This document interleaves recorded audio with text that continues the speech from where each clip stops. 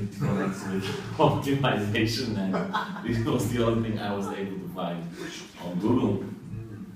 So please remember this. Basically, the three topics I will talk about is cost optimization, income generation, and capital value gain in connection to real estate. Generally, you can say there are three arts of real estate holding or real estate relations. The first one is leasehold. That means rental properties. So in case you have a rental contract, either on the side of the landlord or on the side of the tenant, you can do real estate optimization. Then, of course, in case of freehold, that means ownership. If you own a building or somebody else owns a building, you can still optimize it. And then, of course, there's a combination of these two, meaning you own or lease just part of the real estate, meaning either land or the building itself, or the equipment, or any other part of it. So this is a nice picture from the internet. And you can basically do real estate optimization on every building. I mean, this one in particular is a residential object, where, of course, I mean, it could be an office object, so basically a commercial object, or a factory. It's very similar. You basically always start from the ground or from the street.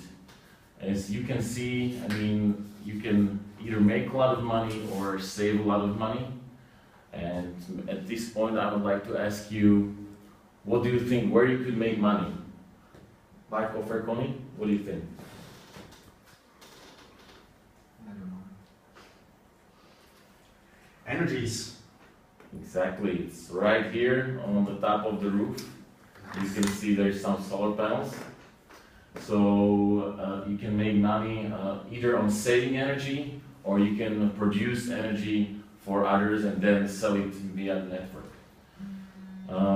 There's also some ways, as you can see here, it's not only one building, it's two buildings. So basically you have two buildings, but only one access road, which means it has to belong either to one of the owners, or to the other, or to both, or one of them has an easement on the road, which could be an additional income stream for you if you would be owning the asset, or for you if you would advise on such an asset for a real estate person.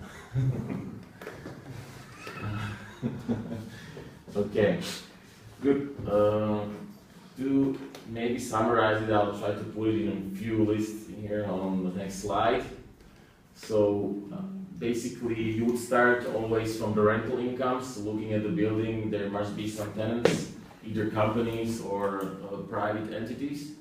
So you could either increase or decrease their rent, depending on if you are on the landlord or the tenant side. Then you can also decrease the running costs. As Branio mentioned here, the solar panels on the building, or I don't know, you could basically ask the city to pay some of the snow removal in the winter time. I mean, it really depends. You can be really creative in these regards. Access roads, we have touched on it. It's right here, right here. Tax, of course, is very tricky. It depends from market to market. Yes, Marko Ferkoni, please. Could you please go back to the picture?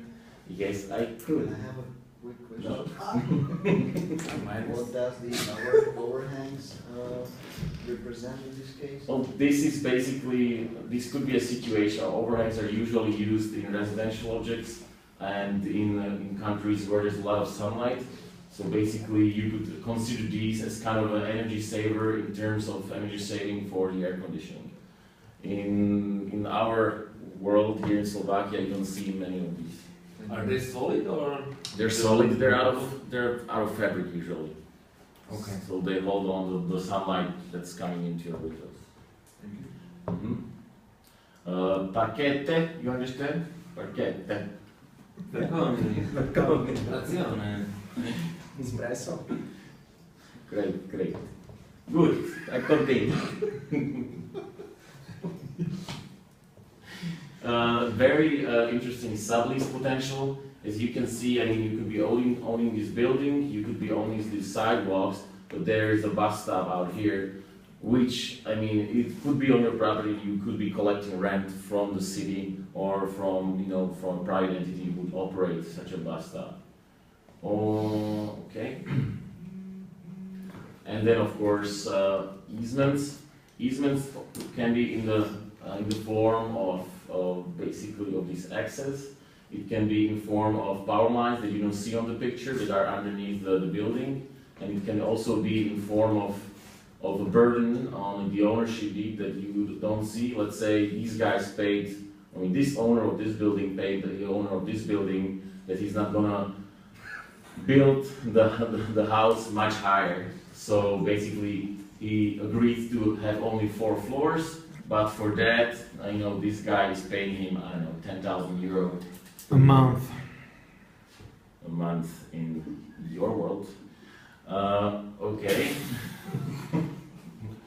So basically, to sum it up, you need to pick up the money from the street and look around where the money is hidden if you were talking about real estate optimization.